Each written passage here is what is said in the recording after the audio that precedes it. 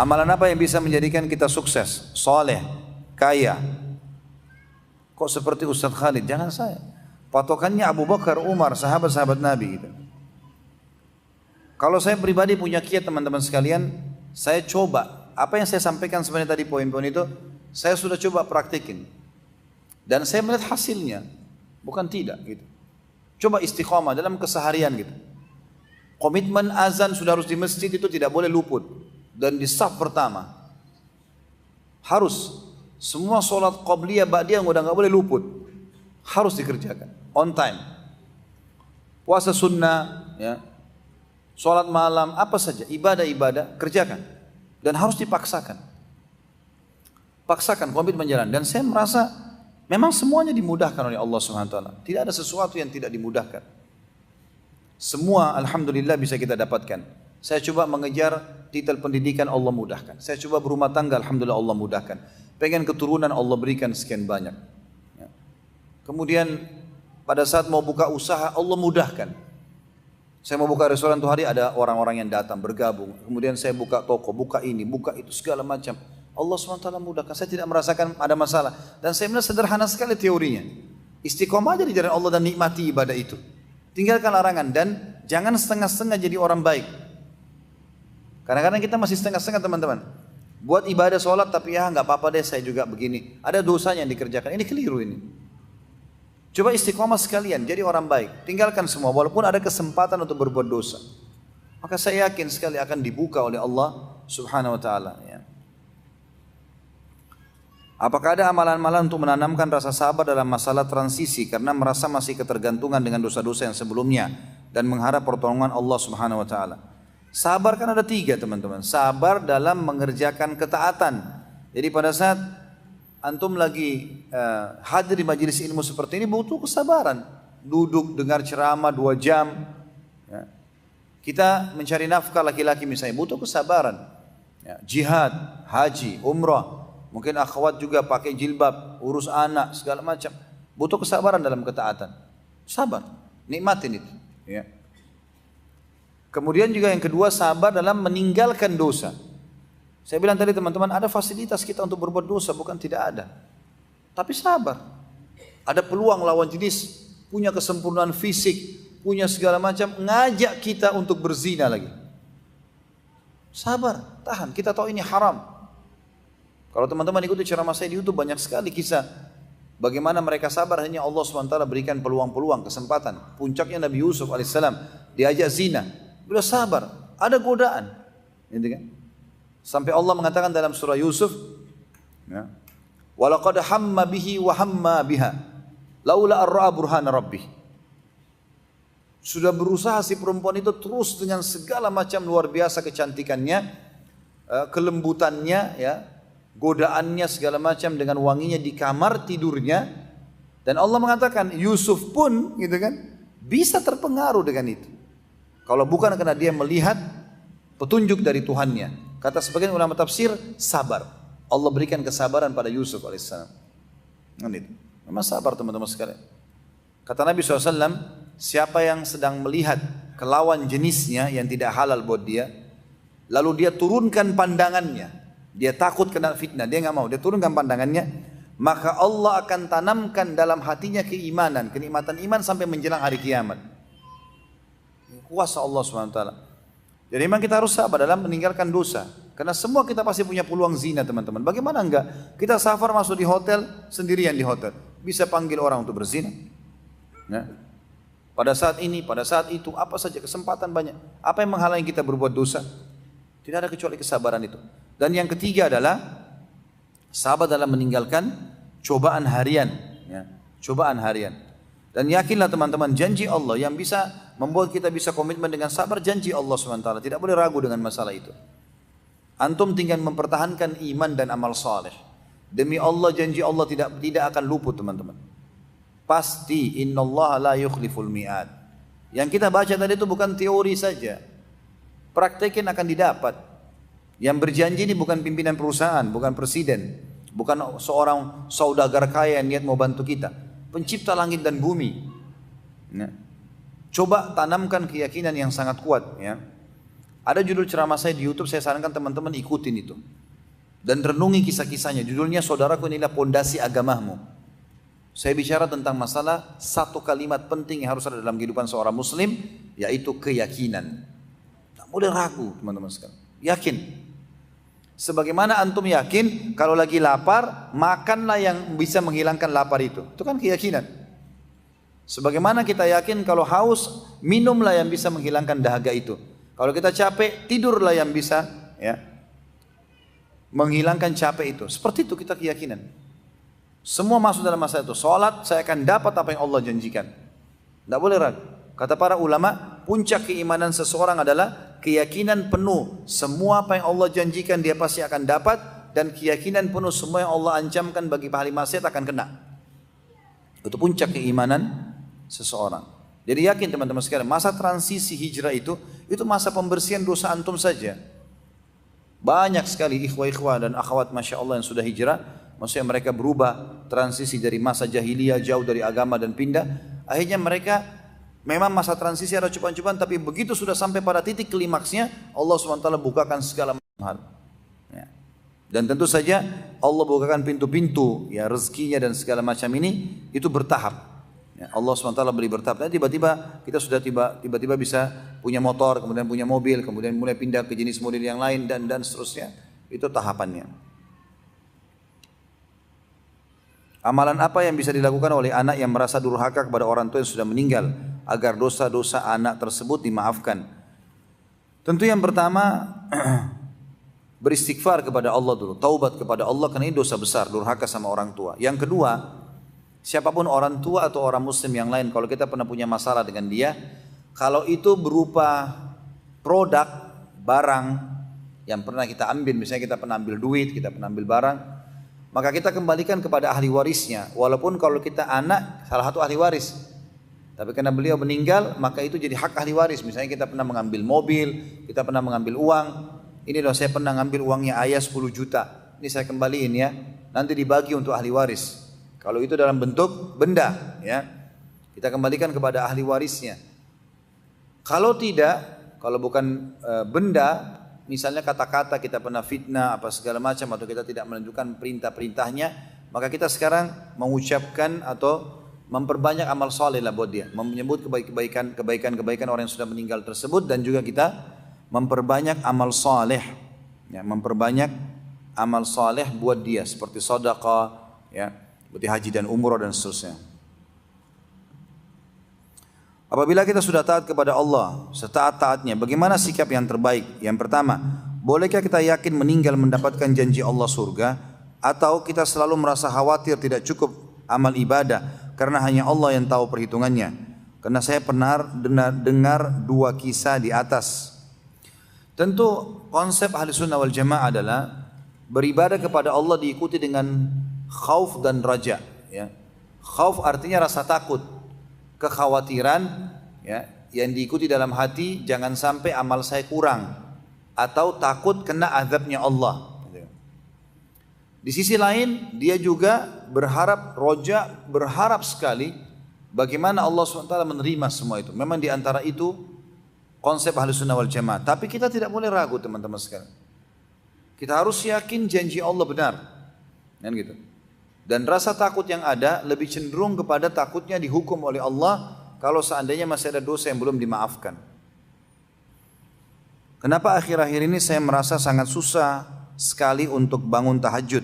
Tidak seperti dulu Ustaz. Saya sudah coba muhasabah diri, tapi saya tidak tahu di mana salahnya yang membuat saya susah dalam beribadah. Mohon pencerahannya Ustaz. Dosa. Ada dosa. Mungkin kadang-kadang dosa teman-teman, maaf. Dosa itu kadang-kadang kita sadar atau kita tidak sadari terjadi. Bisa saja disebabkan karena kita atau orang lain yang menyebabkannya untuk kita. Contoh misal, saya pernah dengar kisah seorang hafidh Quran di Indonesia ini, di Jakarta ini. Kisahnya dinukil dari seorang teman yang saya kenal dan insya Allah terpercaya. Dia mengatakan orang ini hafal 30 juz. Tiba-tiba berlalu masa-masa dalam hidupnya, beberapa juz dari hafalannya hilang. Dia coba ulangi, tidak bisa ingat. Makin lama makin banyak hafalan yang hilang gitu. Dia muhasabah, nggak ada pelanggaran. Aktivitas dia sehari-hari sama saja. Dia merasa tidak melakukan itu. Dia tanya istrinya. Istrinya juga bilang tidak ada, sama saja perbuatan yang salah. Saya buat dari pagi ini, siang, sore, dan seterusnya. Nggak ada pelanggaran. Anak-anaknya ditanya, nggak ada masalah. Ini kisah nyata yang terjadi. Kemudian dia bilang, dia sampai bermuhasabah teman-teman sekalian setelah perbuatan-perbuatan dia sekeluarga tidak ada yang masalah. Dia bermuhasabah ke bumbu masakan rumahnya. Sampai ke situ. Dia muhasabah semuanya. Alat-alat di rumah ada nggak dari sumber yang haram. Terakhir dia temukan teman-teman, dia bilang ada bumbu masakan. Dia tanya istrinya, ada nggak yang tidak sengaja? Setelah minta sama Allah petunjuk apa masalahnya, dia bilang ada nggak bumbu masakan yang kau ubah selama ini, yang pernah dipakai teman sekarang sudah diubah? Dia bilang memang sekitar seminggu yang lalu saya mengubah bumbu masakan ini ke ini. Disebutkan merek tertentu gitu kan. Ya kemungkinan tidak ada halalnya.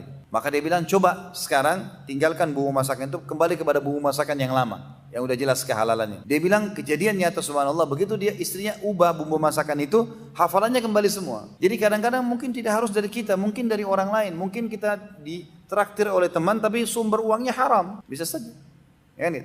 Seperti teman-teman yang dari sumber hasil korupsi misalnya atau dari ya riba. Nah, bisa kita mengatakan ini halal. Maka masuklah hal-hal yang haram dari kita. Banyak sekali contoh-contohnya masalah ini. Jadi dosa, dan ini dalilnya adalah pernyataan Ibnu Umar radhiyallahu anhu, di mana beliau berkatakan dalam athar yang sahih, aku mengetahui aku punya dosa pada saat Allah sampai mengharamkan aku sholat malam dan sholat subuh berjamaah di masjid selama sebulan. Dalam riwayat lain beliau mengatakan, terkadang aku mengerjakan satu dosa kecil, sudah cukup Allah mengharamkan aku untuk sholat berjamaah di masjid sebulan. Jadi itu memang dari dosa teman-teman sekalian. Karena salah satu hal tanda-tanda kenikmatan ibadah dan puncak ibadah adalah pada saat Allah memberikan taufiknya kepada kita untuk mengerjakan ibadah itu, termasuk sholat tahajud. Itu bisa jadi tolak ukur. Tahajud, sholat subuh on time, semua itu termasuk. Ya. Jadi coba istighfar kepada Allah SWT tetap, dan jangan mentazkiyah diri sendiri. Jangan sampai kita merasa diri kita sudah hebat. Kita mengatakan astagfirullah wa atubu ilaih, ya Allah. Termasuk doa kita yang saya sarankan saja, kalau saya biasa ucapkan, saya mengatakan, ya Allah, aku beristighfar kepadamu dari setiap kesalahan yang disebabkan karena ucapan lidahku atau perbuatanku, baik itu pada diriku sendiri, keluargaku, ataupun hartaku. Kadang-kadang subhanallah kita tidak tahu. Ya mungkin kita mengucapkan kalimat buruk. Seperti misalnya ulama memberikan contoh, tidak bolehnya kita selalu mengucapkan kalimat buruk yang bisa jadi doa. Orang lihat dirinya di kaca misalnya, lalu dia mengatakan, kok saya jelek sekali ya. Ini dia tidak sadar sebenarnya bisa jadi doa buat dia. Atau dia bercanda sama istri atau suaminya, dia mengatakan, saya menyesal nikah sama kamu. Maksudnya saya nikah sama si fulan dulu. Maka bisa jadi doa, dan itu bisa jadi masalah buat dia. Mungkin dalam rumah tangganya akan ada penyesalan-penyesalan. Maka kita mengatakan, ya Allah, aku beristighfar kepadamu dari semua dosa yang disebabkan dari ucapan lidahku atau perbuatanku, baik untuk diriku, keluarga ataupun hartaku. Mudah-mudahan Allah SWT berikan jalan keluar. Allah murka dengan apa yang telah dilakukan oleh orang-orang musyrikin zaman dulu. Bukankah takdir sudah tercatat di Lauhul Mahfuz 50.000 tahun sebelum bumi dan langit diciptakan? Kenapa Allah murka dengan hal yang sudah ditakdirkan atau diketahui olehnya? Itu kuasa Allah SWT yang pertama teman-teman. Kita kalau masuk ke dalam bab takdir, ini bab rukun iman. Iman itu dasarnya adalah menerima dan patuh. Dasarnya itu, ya, itu dulu poinnya. Masalah kasus Allah murka dan Allah sudah tentukan, karena memang Allah Subhanahu Wa Taala menentukan kebaikan dan keburukan, amal soleh dan dosa, gitu kan? Dan Allah janjikan amal soleh dengan kebahagiaan dan sebagaimana poin tadi sudah kita sebutkan, dan puncaknya surga. Dan Allah ancamkan perbuatan dosa dengan kemurkahannya. Jadi wajar orang kalau beramal soleh dapat apa yang Allah janjikan, kalau orang melanggar Allah dapat murkahnya Allah. Memang sudah takdirnya Allah Subhanahu Wa Taala, keputusan sang pencipta Allah. Saya sedang menjalankan proses berhijrah dan terdapat masalah dalam hawa nafsu. Saya sudah mengajukan untuk segera menikah, tapi orang tua ingin dibahagiakan terlebih dahulu. Bagaimanakah sikap saya agar bisa menjalani sesuatu sesuai dengan syariat? Teman-teman sekalian, jangan pernah lepaskan diri untuk berdoa kepada Allah setiap saat. Apapun kendala yang kita hadapi, misal kita lagi keluar macet, langsung Alhamdulillah wassalatu wassalamu ala rasulillah. Segala puji bagi Allah dan juga salawat kepada Nabi SAW. Selalu baca tahmid dan salawat, karena ini kata kunci juga diterimanya doa. Ya Allah, mudahkanlah macet ini buat saya. Misal begitu. Apapun yang kita hadapi, termasuk dalam masalah tadi kasus orang mau menikah, orang tuanya masih ada penghambat. Ya, maka mohon kepada Allah SWT agar dilunakkan hatinya, dimudahkan urusannya, gitu kan. Dan tidak ada yang mustahil teman-teman. Mengeluh dengan manusia, berkeluh kesah dengan manusia, hanya akan sampai kepada pendapat dia sebagai manusia. Ada kisah nyata seorang syekh di Saudi, namanya Syekh Muhammad. Beliau sekarang salah satu hay'ah kibar ulama, salah satu ulama besar di Saudi. Kalau kita di Indonesia mungkin masuk dalam MUI ya, seperti itulah. Ada majelis ulama di Saudi. Dan beliau bercerita, ada satu temannya syekh juga di Madinah, anaknya kebetulan 2 orang perempuan, dua-duanya sudah menikah. Tapi temannya ini, jadi Syekh Muhammad menceritakan temannya ini punya anak 2 perempuan yang dua-duanya sudah menikah. Anak pertama menikah dan bahagia, anak kedua ini sedikit punya masalah. Masalahnya adalah waktu dilamar sama seorang laki-laki yang berwibawa, orang yang terkenal di sukunya, orang kaya raya, dan secara kelihatannya orangnya baik gitu. Maka diterima lamarannya. Kebetulan anaknya syekh ini yang dari Madinah, dari 2 orang ini yang paling soleha yang kedua ini, baik sekali. Dan dikagetkan syekh ini yang di Madinah ini, temannya Syekh Muhammad, waktu anaknya berkeluh kesah, anaknya menyampaikan, mengatakan, ayah saya tidak menyangka kalau Allah mendatangkan cobaan ini kepada saya. Kata dia, kenapa? Bilang, Allah memberikan saya suami yang luar biasa ini, kasarnya luar biasa. Tidak pernah lewat 2 hari dari kehidupan kami kecuali pasti mukul. Dan mukulnya itu sangat menyakitkan. Saya karena keimanan kepada Allah maka saya pertahankan rumah tangga ini. Dan untuk menjaga nama baik anda gitu. Baik, kata ayahnya si perempuan, saya coba nasihati. Dinasihatilah anak mantunya tidak mengerti juga. Maka kata Syekh Muhammad, dia datang kepada saya lalu berkata, akhi, saudaraku, saya sudah malu sama anda karena sering berkeluh kesah. Kata Syekh Muhammad, apa-apa, sampaikan aja, kenapa? Kata dia, ada masalah begini dan begitu. Kata Syekh Muhammad, kalau anda mau dengar dari saya, maka saya manusia seperti anda juga. Paling apa yang saya sampaikan dari dalil-dalil anda sudah tahu. Tapi saya kasih saran satu, mau nggak? Saya yakin dikasih jalan keluar. Kata dia, tentu saja. Kata Syekh Muhammad, kenapa anda tidak mengeluh kepada Tuhan anda Allah? Ini kan di Mekah ada rumahnya nih. Madinah Mekah kan dekat sekali. Pergi umrah, khusus niatkan untuk terpecahkan masalah itu. Kata temannya, saya tidak pernah berpikir, tapi saya coba lakukan. Waktu itu kebetulan hari Rabu. Hari Kamis besoknya, tepatnya malam Jumat ya, hari Kamis, dia membeli tiket pesawat dari Madinah ke Jeddah jam 3 subuh. Dapat pesawat itu, dia berangkat dengan niat mau umrah. Masuk ke Mekah segala macam, sampai di hotel, dan sebelum dia berangkat dia titip pesan sama kedua anak perempuannya ini. Saya sama ibumu mau pergi umrah di hotel ini nomor hotelnya. Tiba di Mekah juga begitu, masuk di kamar hotel dia bilang ini nomor tolong titip pesan, ini nomor kamar saya, kalau ada yang telepon siapapun bilang saya akan telepon balik. Ini cerita kata Syekh Muhammad sebelum ada handphone, sudah lama gitu, sudah dulu 20 tahun yang lalu. Dia bilang saya pun, kata orang ini yang menceritakan ayah si perempuan, saya bilang saya masuk ke Masjid Haram, kemudian saya sholat, saya tawaf, saya sholat di belakang makam Ibrahim, sa'i, rukun umrah sampai tiba tahallul.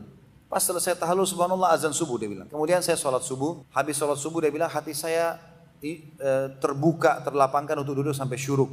Saya duduk sampai syuruk sama istri saya walaupun sangat mengantuk karena dari jam 2 malam mulai dari rumah. Dia bilang saya pulang ke kamar hotel. Begitu saya tiba, resepsinya langsung bilang, bukankah anda Syekh Fulan? Kata dia, iya.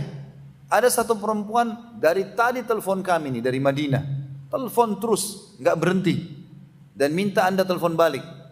Dia bilang khair insya Allah. Mungkin dari anaknya, salah satu anaknya dia bilang. Dia bilang saya telepon balik. Saya telepon pertama ke anak saya yang pertama yang perempuan yang bahagia ini. Setelah salam, nak apa kau telepon? Ayah, enggak telepon. Mungkin adik saya si Fulana. Kata Syekh ini, ayahnya si perempuan ini bilang, saya sudah bayangkan bahkan ada masalah baru, pukulan baru, keluhan baru. Tapi sudahlah, saya terima keluhan anak saya. Saya telepon, kemudian anak saya angkat. Saya tanya, nak, setelah salam, apa kau telepon? Dia bilang, iya. Saya telepon ayah. Khairan insya Allah, mudah-mudahan baik. Dia bilang, ayah, demi Allah, saya seperti orang mimpi sekarang. Tadi malam suami saya pukul saya dan marah-marah, gitu kan? Dan dia tidur di kamar sebelah.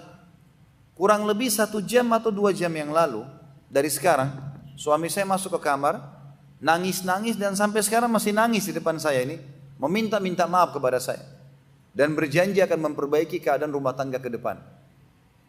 Orang kalau berkeluh kesah sama Tuhannya teman-teman, Allah maha mendengar, maha melihat, tidak melalui perantara, tinggal antara kita sama sang pencipta Allah. Cuman kadang-kadang kitanya tidak diikuti dengan satu poin penting, keyakinan. Yakin teman-teman sekalian. Antum kalau lagi, misal seseorang punya anak, anaknya sakit dan dia butuh pinjam uang dari seseorang, atau antum lagi punya hajat penting mau pinjam uang sama seseorang, kira-kira bagaimana cara antum membahasakan ke orang itu? Pasti kita akan konsentrasi, betul-betul tunjukkan kesedihan, kalau perlu anak kita bawa agar orang ini mengatakan iya saya bantu. Itu namanya orang yang khusyuk, yakin. Dia coba menunjukkan keyakinan supaya orang ini bisa menerimanya. Jadi orang itu merasakan responnya. Kita harus yakin teman-teman sekalian. Kata Nabi SAW, Udu'u rabbakum mukinuna bil ijabah. Fa inna Allah la yakbalu du'a min qalbil ghafil. Berdoalah kalian kepada Tuhan kalian dengan penuh keyakinan akan diterima. Dan sesungguhnya ketahuilah Allah tidak akan terima doa dari hati yang lalai. Bagaimana kalau kita, sudah setengah 12 ya. Bagaimana jika kita dijatuhkan pada dua pilihan calon istri? Pertama yang bekerja profesi dokter, yang kedua tidak bekerja sebagai ibu rumah tangga saja. Saya ikhwan mohon jawabannya. Jangan saya ditanya ini, kecuali saya mau nikah. Antum tinggal istikharah saja. Istikharah kepada Allah SWT, sholat 2 rakaat, minta petunjuk kepada Allah SWT mana yang terbaik, ya, mana yang terbaik. Gitu. Dan ini tentu secara hukum agama seperti itu. Tapi kalau ditanya kepada saya pribadi, maka saya lebih memilih ibu rumah tangga. Kalau saya pribadi, karena tentu wanita kita harapkan di rumah, ngurus anak, kan, bisa ngurus suami. Karena kalau sudah ada pekerjaan di luar, bukan tidak boleh dalam agama ya, tapi pasti akan tersita waktunya. Dan wanita subhanallah beda dengan laki-laki, mereka terdominasi dengan perasaan. Beda dengan laki-laki. Laki-laki sudah disiapkan, kita ini semua di sini bapak-bapak ikhwas sekalian, dipersiapkan oleh Allah kulitnya, akal fikirannya, semuanya, power dalam tubuhnya ini untuk menghadapi matahari, hujan, tagih utang, jihad, cari nafkah, memang untuk itu. Perempuan tidak, lembutnya kulitnya, lembutnya suaranya, emang itu untuk merawat anak, merawat rumah, memang itu. Makanya dibuat sunblock buat perempuan itu, laki-laki nggak ada sunblocknya, gitu kan? Karena kulit laki-laki memang untuk matahari, nggak apa-apa. Perempuan yang pakai, kecuali laki-laki yang sudah mulai menyimpang, sudah mulai miring-miring, ya. Dia juga pakai sunblock mungkin. Ya. Laki-laki nggak butuh hand body, untuk apa pakai hand body? Keluar sana nggak ada masalah kulitnya. Perempuan tidak, banyak perawatannya. Karena memang dia kalau keluar dari rumahnya sebenarnya dia sedang keluar kepada wilayah yang bukan wilayahnya dia, gitu kan? Dan sangat bahagia. Saya yakin, subhanallah, saya berapa kali diskusi dengan beberapa ikhwah. Berbicara pada saat mereka sedang bertanya ataupun ada yang lebih dewasa daripada saya. Kadang-kadang dulu-dulu sebelum saya banyak terjun di dakwah, saya sering diskusi juga masalah rumah tangga. Sampai saya pernah sering memecahkan masalah rumah tangga orang sebelum saya sendiri menikah waktu itu. Karena banyaknya pengalaman yang sering saya berdiskusi dengan orang-orang yang sebelumnya. Dan saya temukan subhanallah kesimpulan terakhirnya, semua laki-laki ya, berharap istrinya tinggal di rumah. Kesimpulan terakhirnya. Walaupun istrinya S3, dia berharap nanti kalau dia makan dari masakan istrinya. Dia berharap nanti kalau dia di rumah, istrinya ada di rumah. Dan setiap perempuan yang sibuk dengan profesinya, apa yang terjadi? Maka yang urus suaminya pada saat pulang, pembantunya yang siapin makan. Ya, pakainya yang siapin pembantunya, bukan lagi istrinya. Hilang semua pahalanya nih. Sayang sekali. Gitu kan? Allahu a'lam. Ini tentu cuman berbagi karena pertanyaan diberikan kepada saya. Kalau opsinya pertanyaan kepada saya pribadi, maka saya sampaikan itu. Kalau hukum agamanya istikharah kan kepada Allah SWT. Bisa saja seorang dokter itu lebih baik secara agama. Kita tidak tahu karena kita harus dahulukan agamanya. Tapi kalau dari sisi profesi, maka wanita di rumah itu jauh lebih baik. Luar biasa sebenarnya manfaatnya. Ana baru 2 tahun hijrah, alhamdulillah setiap hari ana selalu nonton kajian ilmu di YouTube. Cobaan yang ana alami sekarang, istri ana belum sepenuhnya hijrah. Sholat sering telat dan harus diingatkan. Kadang saya emosi, kadang saya merasa susah untuk bersatu. Saya minta nasihatnya Ustaz. Sabar akhi, sabar. Jadi kalau antum tadinya sebelum hijrah, sebelum mengikuti pengajian-pengajian agama, sebelum memperbaiki keadaan, ternyata keadaan antum sama, selevel dengan istri. Enggak sholat, ya, mungkin aurat juga masih terbuka sana sini, mungkin masih sama-sama ke karaoke dan diskotik. Kemudian antum sekarang hijrah, karena antum di kantor ada pengajian, dia di rumah, dia nggak ada pengajiannya. Sering terjadi ikhwah seperti ini, karena dia pada saat pulang pengajian dia nggak pernah cerita sama istrinya. Mestinya duduk, tadi saya di pengajian kantor tuh ada ini loh ceritanya, ini lagi duduk minum teh bersama, lagi santai ceritain. Kita nggak, kita diam dan berharap istri ini berubah dengan sendirinya, nggak mungkin. Sebagaimana juga terjadi pada akhwat hadir di pengajian, nggak pernah cerita sama suaminya, tiba-tiba saja berubah. Gitu kan? Apalagi kadang-kadang tidak disadari, belum memahami tentang hikmah dalam berdakwah, buru-buru, gitu kan? Langsung merasa tidak cocok. Padahal sebenarnya tadinya kita juga seperti dia kan? Semua orang yang belum hijrah teman-teman adalah target pasar kita. Orang kalau sudah berjenggot, untuk apa untuk bicara masalah jenggot dengan dia? Kalau dia sudah paham. Orang yang belum jenggot yang dipenjagaan pasar. Orang kalau sudah sholat, setiap masuk masjid sholat terus. Terus antum sampaikan masalah sholat juga. Dia udah tahu. Dia butuh sesuatu yang belum dia kerjakan. Cari orang yang belum sholat di luar sana. Kebanyakan ikhwat dan akhwat kita begitu hijrah, maka selalu yang jadi tolak ukur performannya orang. Begitu ketemu lihat berjenggot nggak? Kalau bukan berarti bukan teman saya.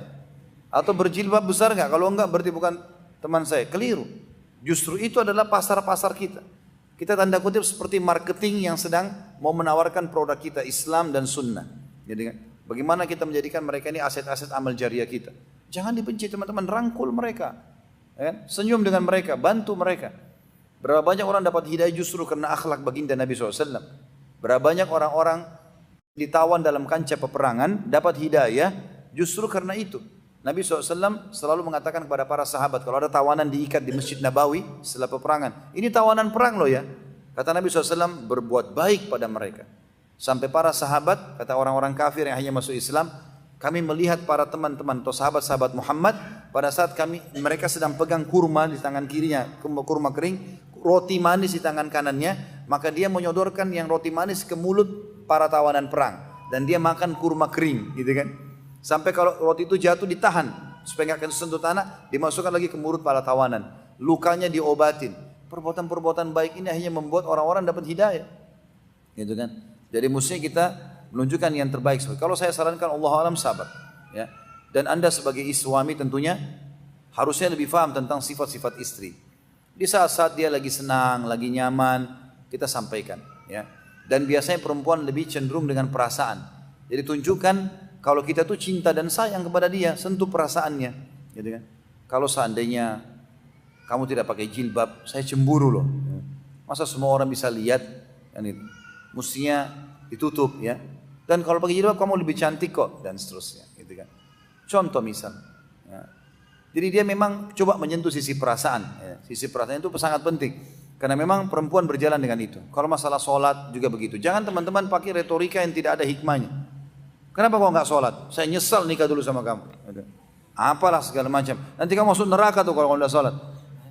Orang kalau sedang meninggalkan satu perintah, teman-teman sekalian, dia butuh untuk didakwahi. Didakwahi.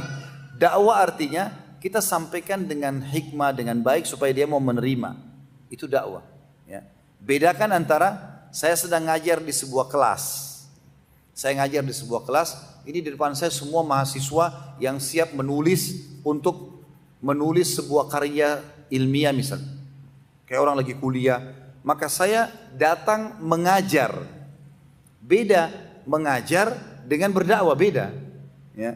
Kalau saya mengajar, tulis dalam buku ini, halaman ini, ya. Hafalin ya, dan seterusnya. Supaya nanti mereka ada ujian ya, itu belajar namanya.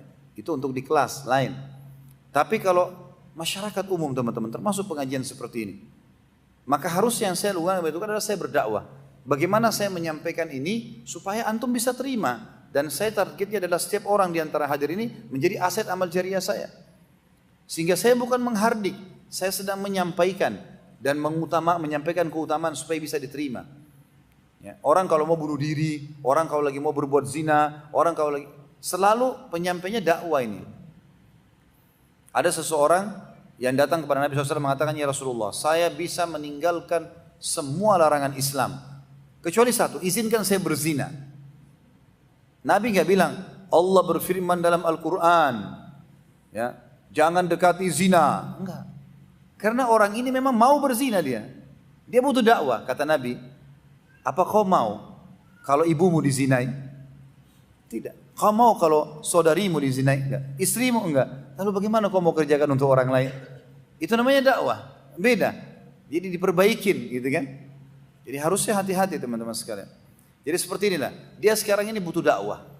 Belum masuk iman dalam hatinya sebagaimana antum merasakan.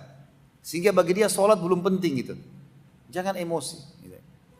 Perempuan itu pakai perasaan. Kalau kita lembut maka akan nyambung dengan dia.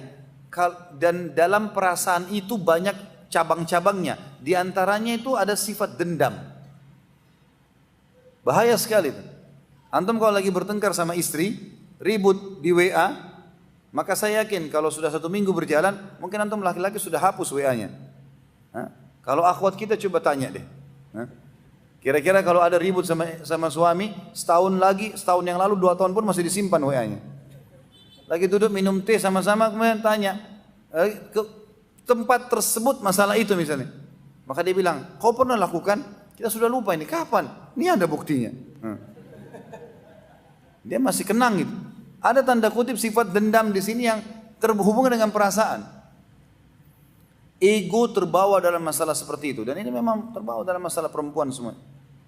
Dan biasanya kalau ada jasa-jasa yang sampai kepadanya, di saat jasa itu sedang kita berikan, misalnya dia minta diantar kemana, ya dia sedang dibantu orang tuanya, nah kita titipin pesan agama di situ, gitu kan?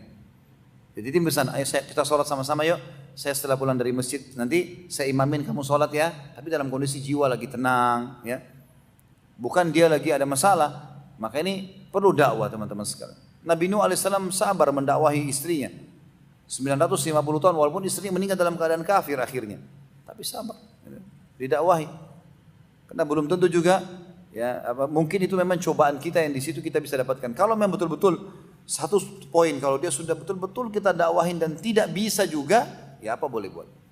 Disitulah kita tinggalkan, ya. Artinya kita istikharahkan kepada Allah Subhanahu Wa Taala.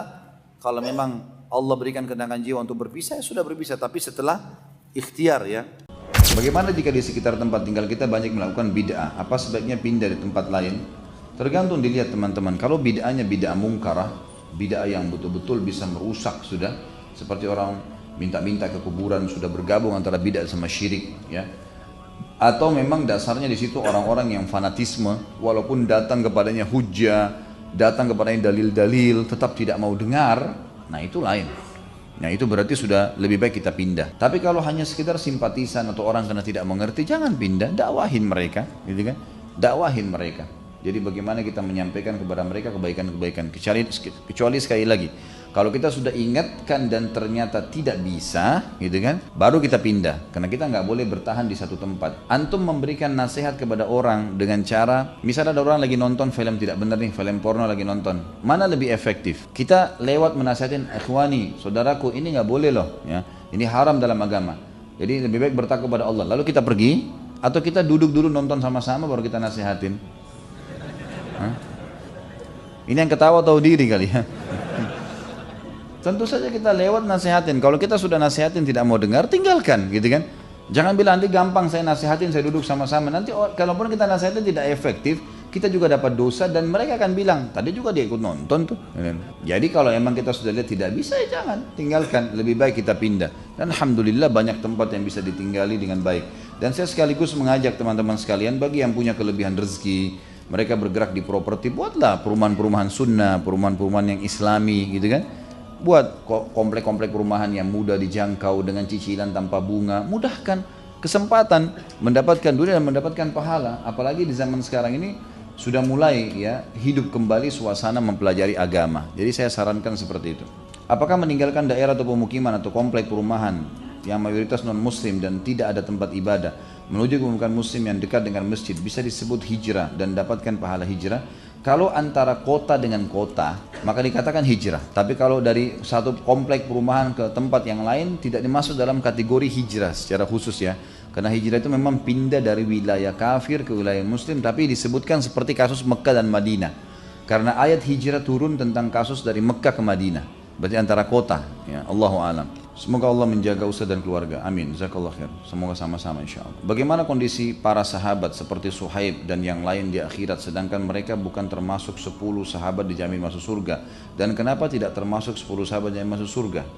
Satu lagi Ustaz, anak kedua saya insyaAllah mau lahir, bagaimana cara mengubur ari-arinya? Baik, tentu saja ya, tidak semua sahabat dapat jaminan surga. Jaminan surga itu artinya ini udah pasti ahli surga nih. Suhaib tidak ada riwayat yang menjelaskan masalah dan banyak. Bilal pun tidak ada hadis sharih menyebutkan masalah itu.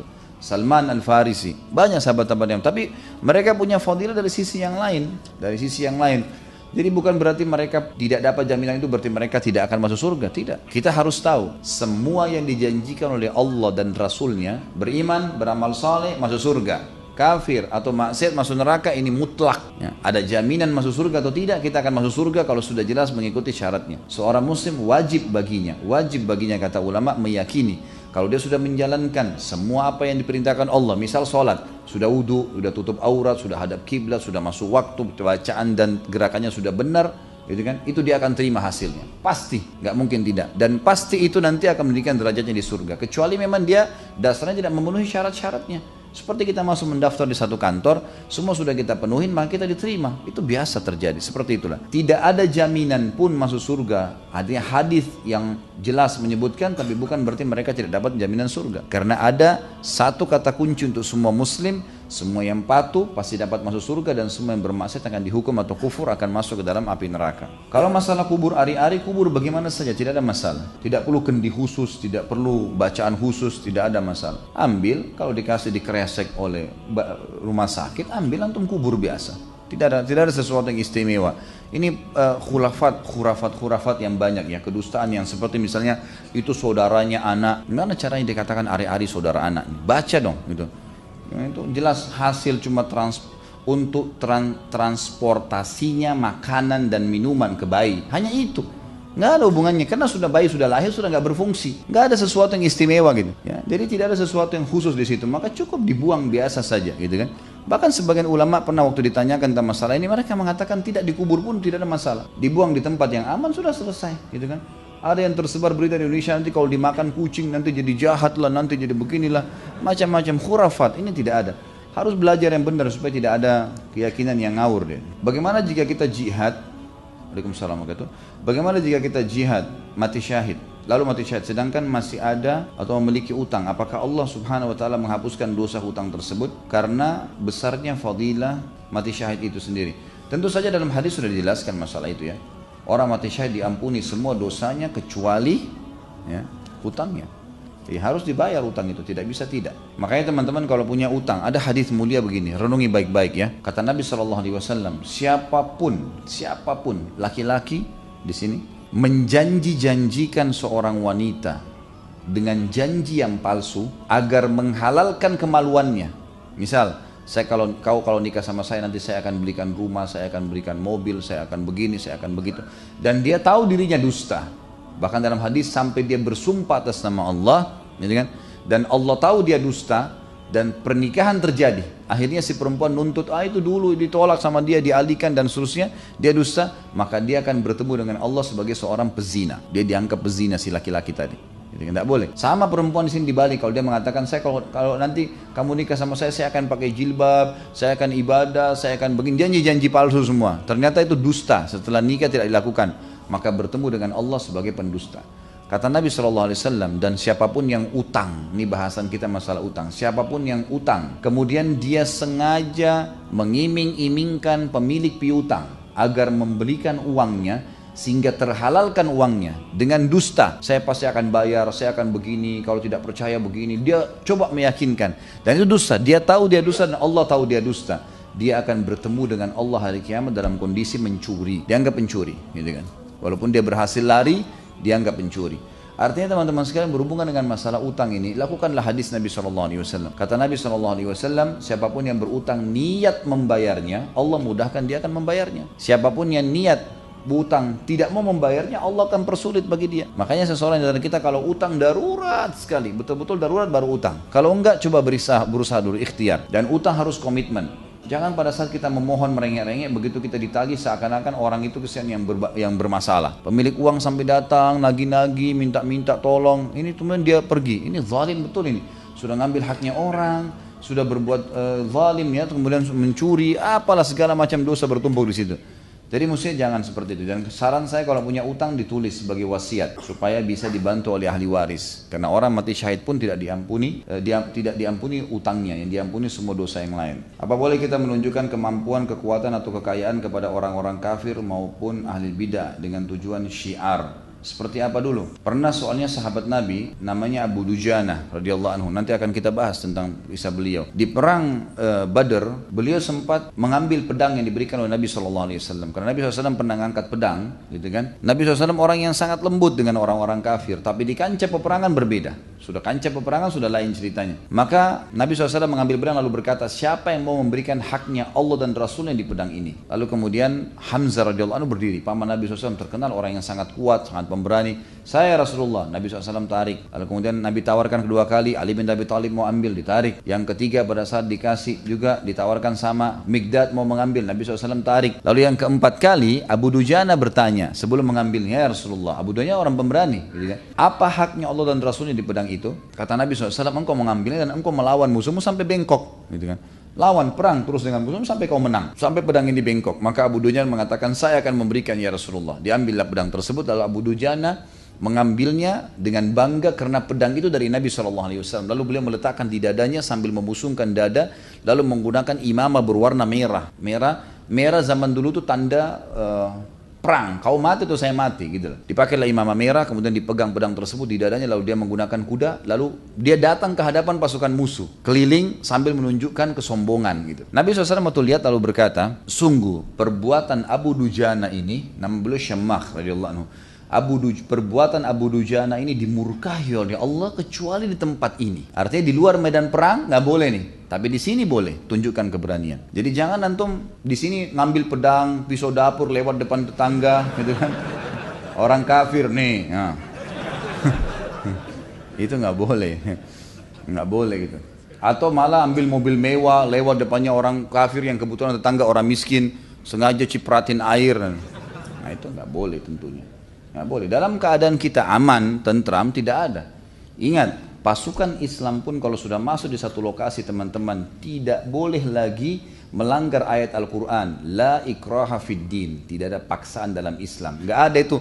Pasukan Islam sudah masuk menguasai satu lokasi. Antum bisa baca semua sejarah dari zaman Nabi SAW sampai pasukan Islam terakhir. Tidak mungkin kalau yang menjalankan sunnah Nabi kemudian mereka membunuh, memaksa kau harus syahadat atau kau mati. Nggak ada. Ini hanya terjadi nanti setelah Nabi Isa AS turun. Itu lain. Karena kata Nabi SAW, Isa akan membunuh Dajjal lalu kemudian kalian akan memerangi Yahudi, gitu kan? Sampai Yahudi kalau sembunyi di atas batu atau di bawah pohon, mereka akan berbicara mengatakan pohon dan batu itu akan bilang ini Yahudi Muslim, bunuhlah dia. Hai Muslim, ini Yahudi, bunuhlah dia. Sampai kalian akan memerangi mereka. Dan Islam akan masuk pada saat itu ke semua pelosok muka bumi ini, baik dengan kemuliaan, memang dia terima karena mau, atau dengan kehinaan. Artinya kalau tidak akan dibunuh, hanya pada saat itu. Tapi sebelumnya tidak pernah sama sekali, karena memang waktu itu sudah harus merata Islam di seluruh dunia. Itu sudah perintah Allah Azza wa Jalla.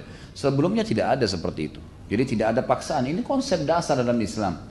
Jadi apalagi kalau menunjukkan kepada orang-orang non-muslim. Dan ada orang non-muslim, teman-teman sekalian, namanya ahli zimmah.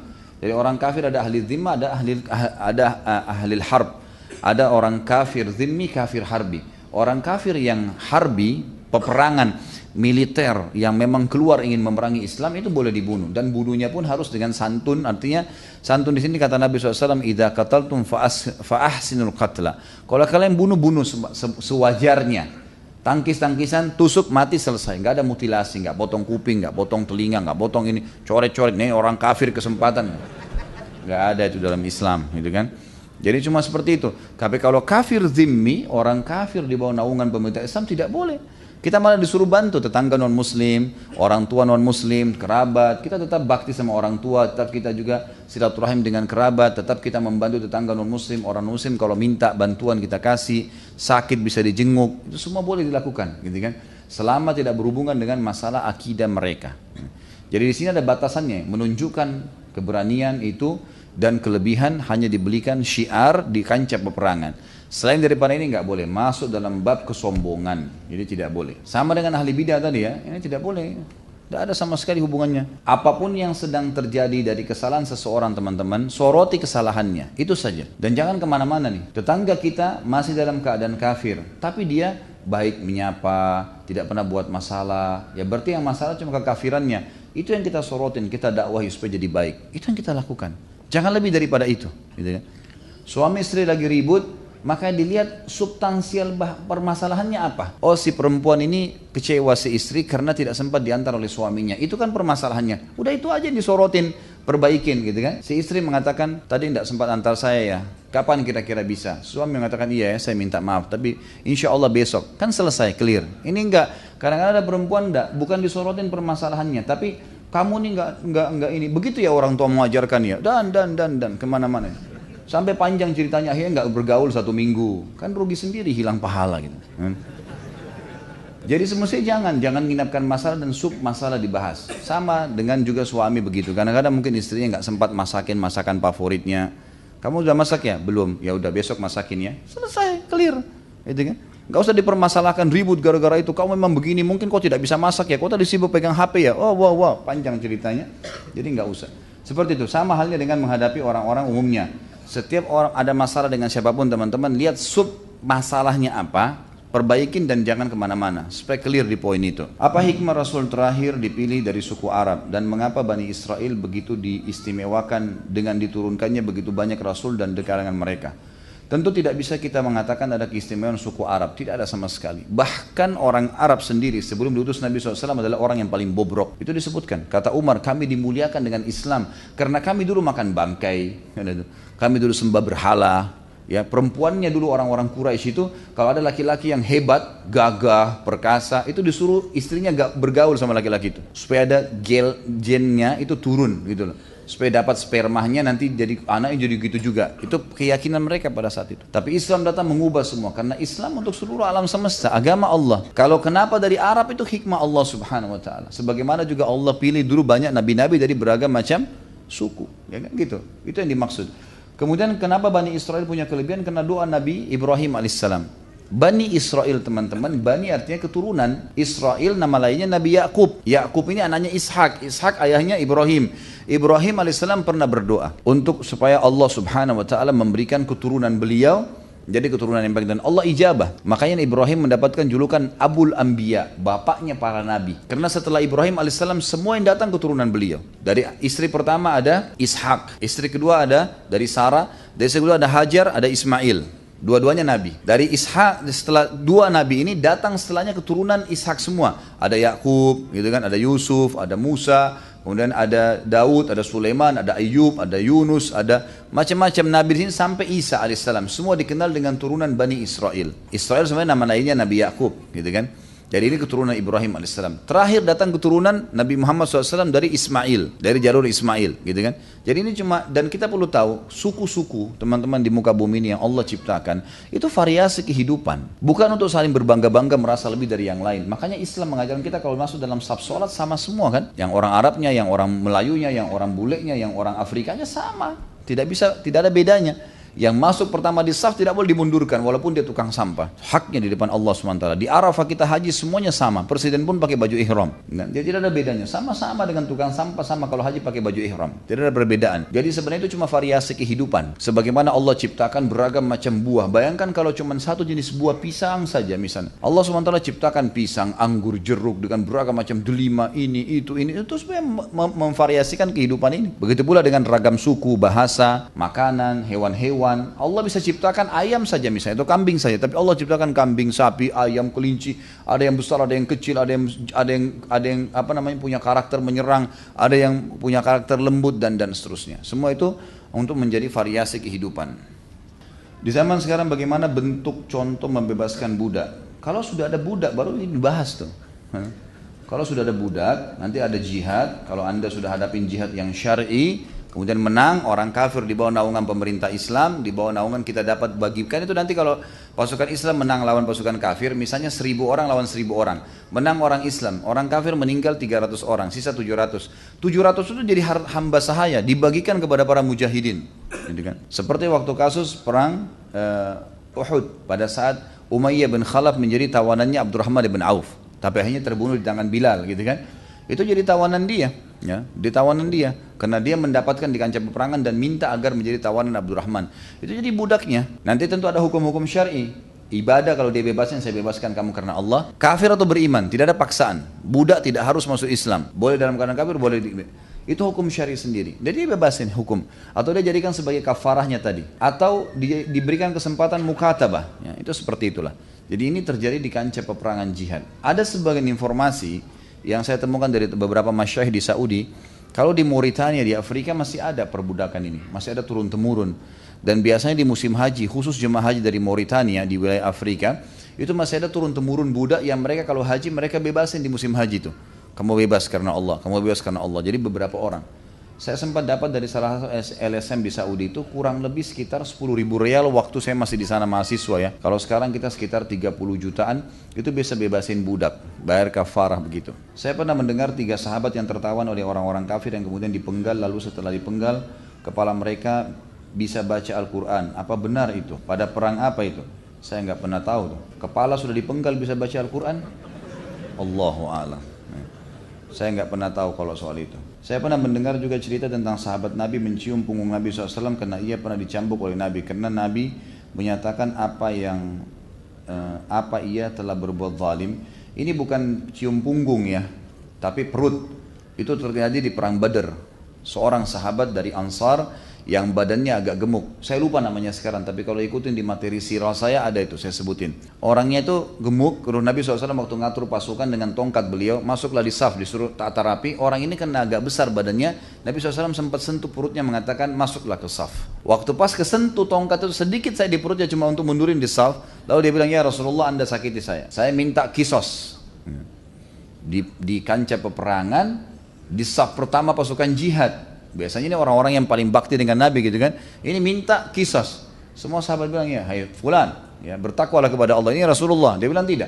Rasulullah sakiti saya. Ini kesentuh kulit saya. Saya punya hak untuk kisos. Kata Nabi SAW, baiklah kisos. Dia bilang ya Rasulullah, tadi waktu Anda sentuhkan tongkat Anda, baju saya sedikit tersingkap dan tongkat Anda menyentuh perut saya. Memang betul, begitu memang tadinya.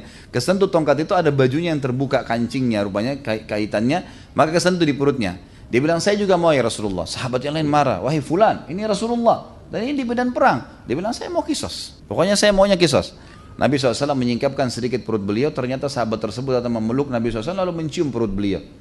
Lalu kata Nabi SAW, kenapa kau lakukan? Dia bilang, ya Rasulullah, tadi memang betul semua yang saya lakukan. Saya tidak bohong tuh. Artinya badan saya kena segala, saya memang lakukan.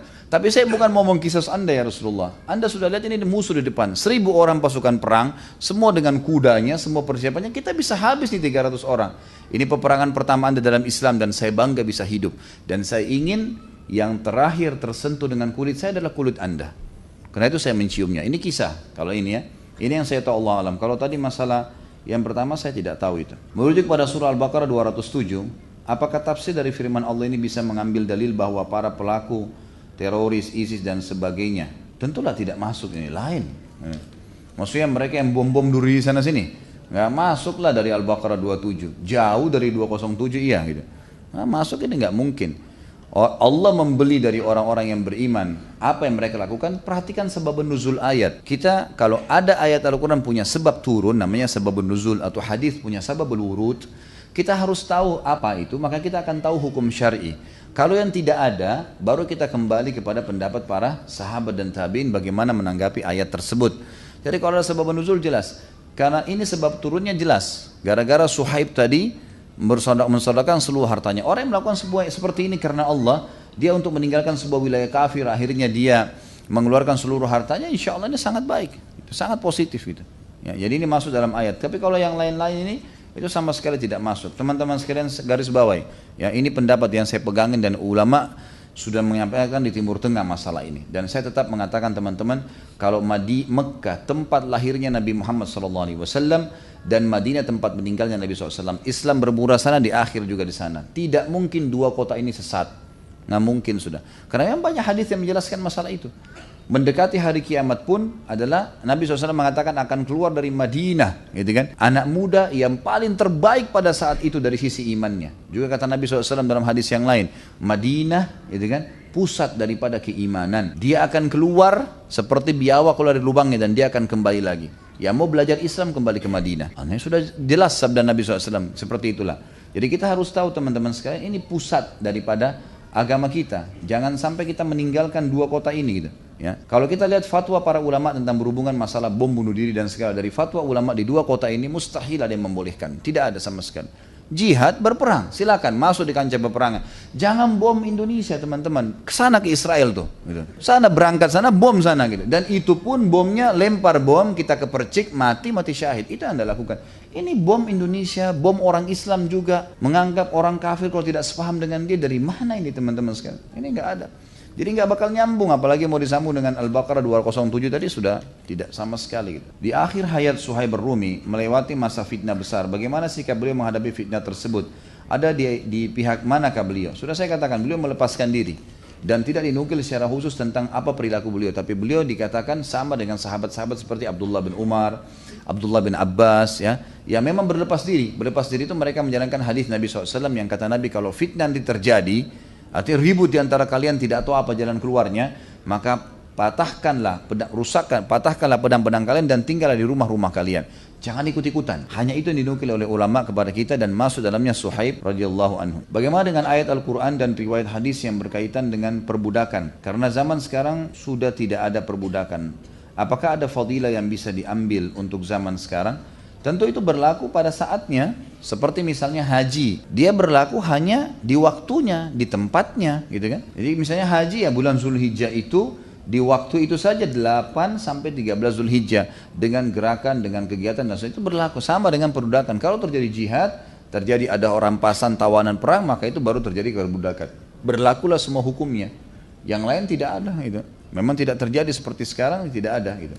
Apakah seorang yang berumah tangga bisa mencapai kedudukannya seperti sahabat Nabi Muhammad SAW? Tahapan seperti apa? Tentu saja, tentu saja. Dan nanti akan ada teman-teman sekalian insya Allah setelah membahas sahabat-sahabat laki-laki, kita akan tablik akbar sahabiat perempuan. Saya tidak akan berhenti di sini. Insya Allah dengan izin Allah, selama Allah masih kasih panjang umur, Allah masih mudahkan semuanya, kita akan bedah 4 jilid sahabat laki-laki ini. Setelah selesai jilid keempat, kita akan masuk ke kisah sahabiat. Kita juga akan bedah buku lain, kisah tentang istri-istri Nabi SAW, sahabiat-sahabiat Nabi yang lain, itu akan kita pelajari semua kisah mereka. Dan insya Allah itu akan ada bahasanya, tentu saja bisa. Ikuti sahabiat maka akan sama dengan kedudukan mereka insya Allah. Anda mau tanyakan bagaimana hukum bom bunuh diri di kancah peperangan, memerangi orang kafir. Sudah saya jelaskan tadi. Jadi nggak boleh, di kancah peperangan pun tidak boleh. Ya, ini dalilnya jelas, tidak pernah Nabi SAW, tidak pernah ada sahabat yang sengaja membunuh dirinya untuk bunuh orang lain. Mereka berhadapan iya, sampai detik terakhir. Mati ya sudah, mati syahid. Nah, seperti itulah. Kalau mereka mati karena luka gitu kan, seperti Sa'ad bin Rabi' radhiyallahu anhu, sahabat Nabi yang mulia, itu kena anak panah dan luka. Akhirnya setelah selesai peperangan berapa hari baru mati, gitu kan? Tapi ini tetap Nabi SAW hitung mati syahid karena dia mati kena luka di kancah peperangannya. Penyebabnya itu. Maka seperti itu pemahamannya. Ini kalau masalah apakah tawanan perang dijadikan budak juga? Jawabannya sudah iya jelas. Mengapa pemilik budak wanita boleh memperlakukan budaknya seperti seorang istri? Itu hukmullah. Allah mengatakan dalam Al-Quran seperti itu, ya. Allah mengatakan tentang masalah zina, illa ala azwajihim aw ma malakat aimanuhum. Ya, yang artinya mereka tidak boleh meletakkan kemaluan mereka kecuali pada istri-istri mereka atau yang diberebut dengan tangan kanan mereka. Budak wanita memang hukum syar'inya begitu. Dalam Islam Nabi SAW punya Maimunah dan Maria. Dua-dua ini bukan istri Nabi, ini budak sahaya. Islam boleh dia menggauli hamba sahayanya. Hukum Allah begitu. Jadi tidak bisa kita bahas lebih jauh apa hikmahnya, kenapa, itu sudah hukum Allah begitu. Anda boleh baca kepada rujukan-rujukan tentang masalah ayat-ayat. Di antaranya surah kalau tidak salah di awal 7 ayat pertama surah Al-Mu'min, ya. Itu membahas itu qad aflahal mu'minun dan seterusnya sampai akhir ada dikatakan situ walladzina hum li furujihim hafizun, dan orang-orang yang telah beruntung orang yang beriman, disebutkan tentang orang khusyuk dan seterusnya.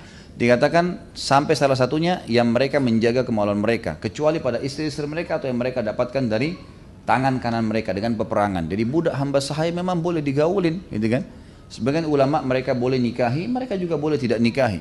Hukum syar'i seperti itu, hukumullah, gitu. Makanya beberapa sahabat memiliki ya banyak hamba sahaya dan banyak ada juga istri-istri dibatasi 4. Kalau hamba sahaya tidak ada batasnya. Hukmullah seperti itu. Tapi kalau terjadi pergaulan dan si perempuan itu hamil, maka anaknya yang lahir menjadi orang yang bebas, bukan lagi budak. Bukan lagi budak. Ini bisa kembali, ini tentu ada bahasan panjang ya, bisa lebih banyak membaca seperti buku yang sedang saya bahas di YouTube, ada Minhajul Muslim. Kalau bisa beli bukunya Terbutan Darul Haq, kemudian baca khusus bab raqabah, bab keterbudakan, nanti lebih jelas itu tentang hukum-hukum syariat dan dalil-dalilnya. Apakah ada dalil kalau umat Islam harus mengikuti salah satu dari 4 imam? Contoh Indonesia mengikuti Imam Syafi'i. Tidak ada, tidak harus itu. Tapi 4 imam ini sudah disepakati oleh ulama kalau madhab mereka boleh dipegangi. Madhab mereka boleh dipegangin. Dan mereka ini kembali kepada dalil. Ini juga sudah saya bahas di Minhajul Muslim di YouTube, bisa dilihat, atau di web di www.khalidbasalamah.com itu ada Minhajul Muslim diketik dan bahasan pasal sebelum pasal adab akhir bab akidah ada kedudukan para ulama, ya, bagaimana bermuamalah dengan para ulama. Itu sudah saya jelaskan panjang lebar tentang masalah hukum-hukum seperti ini. Jadi situ dijelaskan, maaf sebentar ya, itu dijelaskan tentang bagaimana harusnya kita bermuamalah dengan para ulama. Dan 4 orang ini, Abu Hanifah, Malik, Syafi'i dan Ahmad, semuanya adalah orang-orang yang sudah dipegangi seluruh dunia, disepakati oleh muslimin, mereka bisa jadi rujukan. Masalah ada orang berpegang pada sebuah madhab itu boleh-boleh saja, bukan tidak boleh. Tapi kebijaksanaan kebijakan yang baik adalah, bijaksananya seseorang adalah kalau dia kembali kepada dalil. Dia kembali kepada dalil. Jadi misal gini, ada pendapat Imam Syafi'i, Imam Ahmad, Abu Hanifah, Imam Malik, mereka dipertemukan pendapatnya dalam satu hukum, lalu kita temukan ternyata ada di antara mereka yang sudah kita bisa baca sekarang karena buku-buku sudah banyak. Kalau zaman dulu mereka masih berpisah-pisah, gitu kan? Imam Ahmad di Irak, Imam Malik di Madinah, Abu Hanifah juga di Irak, tapi Abu Hanifah sudah meninggal jauh. Meninggal tahun 150 Hijriah, tahun lahirnya Imam Syafi'i. Imam Malik tahun 179, Imam Syafi'i meninggal 204, kalau tidak salah Imam Ahmad 240 sekian. Ini masa-masa kejayaan mereka, tapi ini pisah tempat semua. Dan pada zaman itu ilmu satu sama yang lain yang mereka kuasai tidak semuanya sampai ke yang lainnya. Makanya Imam Malik rahimahullah pernah bertemu dengan Imam Abu Hanifah dan selalu berselisih pendapat nih, karena Imam Malik tinggal di Madinah. Imam Malik rahimahullah banyak interaksi dengan tabi'in yang belajar dari sahabat langsung, gitu kan? Maka Imam Malik sampai menulis dalam buku beliau, sampai kalau ada sebuah hukum yang belum jelas, maka perbuatan ahli Madinah bisa menjadi hujjah. Seperti misalnya waktu diperselisihkan masalah sa'. Sa' itu takaran ukuran untuk zakat gandum dan segala. Jadi sa' ini yang mana nih dipegangi? Islam sudah nyebar sampai ke Irak, sampai ke Persia. Di sana juga ada sa', di Madinah juga ada sa', ada takaran. Maka kata Imam Malik, sa'nya ahli Madinah jadi pegangannya. Karena ini diturun-temurun dari zaman Nabi SAW. Ini kan contoh saja ya. Imam Abu Hanifah waktu itu tinggal di Irak, dan zaman itu beliau banyak sekali orang yang mendustakan hadis. Ya, mereka buat hadis-hadis palsu. Maka Imam Abu Hanifah sortir benar-benar tuh, nggak sembarangan. Jadi agak beda dengan mazhab Imam Malik. Imam Malik kayaknya kayak kesannya toleransinya banyak, gitu kan? Imam Abu Hanifah kayaknya super ketat, gitu kan? Seperti itu. Dan kebanyakan menggunakan akal yang dijabarkan dari dalil yang sudah ada. Karena di zaman itu banyak pendusta hadis. Pernah satu kali Imam Malik bertemu dengan Abu Hanifah, dan murid Imam Malik berkata di Mekah, lagi haji nih, wahai Imam, tuh Abu Hanifah lagi ada di sana tuh, yang selama ini berselisih pendapat dengan anda. Imam Malik penasaran, ketemu. Lalu ketemu, kata Imam Malik, saya mau bertemu sendiri, murid-muridnya nggak ada yang ikut. Lalu Imam Malik berbicara panjang lebar dengan Abu Hanifah, gitu kan? Masalah perselisihan dalil di antara mereka. Setelah selesai berapa waktu gitu, lalu Imam Malik berdiri ketemu sama murid-muridnya. Murid-murid tanya, bagaimana pendapat anda wahai Imam? Apa kata Imam Malik rahimahullah? Imam Malik mengatakan, saya telah dipertemukan oleh Allah dengan seorang laki-laki yang kalau dia mau buat tembok ini bisa berbicara, maka berbicara menyampaikan hujjah, karena hujjahnya sangat kuat gitu loh. Ini bukan orang sembarangan. Maka dari statement seperti ini, dan juga keempat imam termasuk Syafi'i dan Imam Ahmad, semua mengatakan apapun ya dari pendapatku yang bertolak belakang dengan hadis Nabi SAW, maka ambil hadis Nabi dan buanglah ya ke belakang punggung kalian pendapatku. Jadi jelas kita disuruh ikuti pendapat Nabi SAW. Bijaksananya seorang penuntut ilmu kalau dia mengambil dari 4 pendapat ini mana yang lebih sesuai dalilnya dan kuat. Apalagi sekarang kita sudah bisa menukil semua dalil mereka, gitu kan? Saya ingat waktu saya masih kuliah di Madinah, kita belajar masalah fikih. Subhanallah, terinci sekali itu. Hukum jual anjing misalnya. Imam Malik bilang apa? Ini pendapat dalilnya, ini pendapat ini dalilnya. Imam Ahmad, Imam Abu Hanifah, Imam Syafi'i mengatakan apa?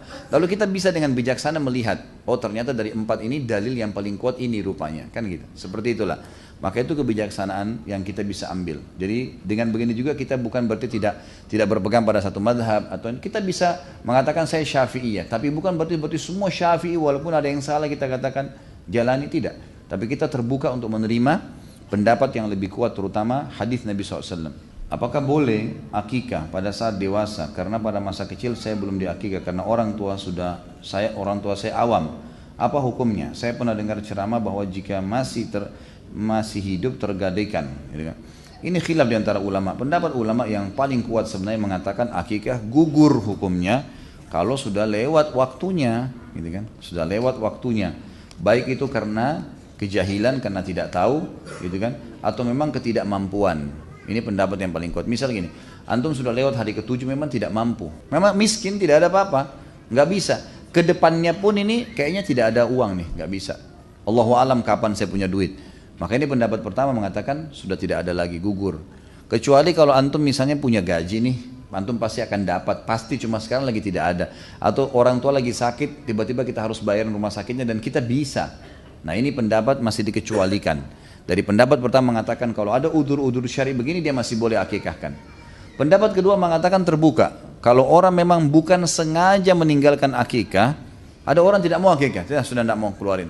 Ini lain, ini sudah mutlak, disepakati oleh semua, tidak ada lagi akikah buat dia. Karena dia pungkirin dari awal lewat waktu dengan sengaja. Seperti orang yang lewatin waktu sholat secara sengaja gitu. Tapi kalau dia tidak tahu, memang dia belum mampu, maka ini pendapat kedua mengatakan boleh. Saya terakhir juga duduk di salah satu majelis di Masjid Nabawi, tapi saya tidak sempat tahu siapa syekh itu.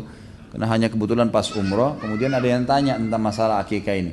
Dan beliau membaca dari sebuah kitab yang beliau pakai, dan sempat mengatakan akikah itu, ya, yang pendapat kedua yang dia pegangin, kalau boleh saya dilakukan kapan punya kemampuan. Karena ada hadis Nabi SAW di riwayat Bukhari yang berbunyi, jiwa itu tergantung dengan atau tergade dengan akikahnya. Pak Ustaz, bagaimana kita menyikapi gerakan Syiah yang selalu mencaci para sahabat dan Rasulullah SAW dan sampai saat ini masih tersorot? Tentu saja kita perangin ya. Diperangin sini dalam arti kata perangin dengan ilmu, Pada saat mereka menyampaikan argumen yang salah, seminar tentang mencicah sahabat, kita membuat seminar yang mendukung sahabat. Pada saat mereka mengangkat pedang untuk memerangi orang yang mendukung sahabat, ya kita perangi mereka dengan pedang. Itu maksudnya dengan ilmu, pada tempatnya, hakim, bijaksana. Bukan berarti semua orang Syiah kita perangi dengan pedang, tidak. Didakwahin. Kalau mereka sampaikan pemahaman yang salah, kita luruskan pemahaman yang salah. Makanya Syekh Utsaimin rahimahullah punya pendapat yang bagus sekali masalah ini. Beliau mengatakan waktu ditanya, wahai imam, wahai syekh, bagaimana pendapat anda tentang Syiah yang sekarang sudah menyebar, sudah mulai banyak sekolah-sekolahnya, mereka buat seminar, mereka berinfak dengan uang-uangnya untuk mengembangkan pemahaman yang mencaci maki dan mengkafirkan sahabat. Kata Syekh rahimahullah, beliau bilang, kalau mereka buat 1 nadwa seminar, kalian buat 2 nadwa. Kalau mereka bersedekah 1.000 rial, kalian bersedekah 2.000 rial. Kalau mereka menyebarkan 1 informasi, kalian sebarkan 1 atau 3 informasi. Jadi saingin mereka di lapangan, nanti Allah akan tunjukkan kebenaran. Pada saat mereka angkat senjata memerangi ahli sunnah, maka ahli sunnah angkat senjata memerangi mereka. Seperti itulah, gitu kan? Jadi kita bijaksana dalam menghadapi semua itu.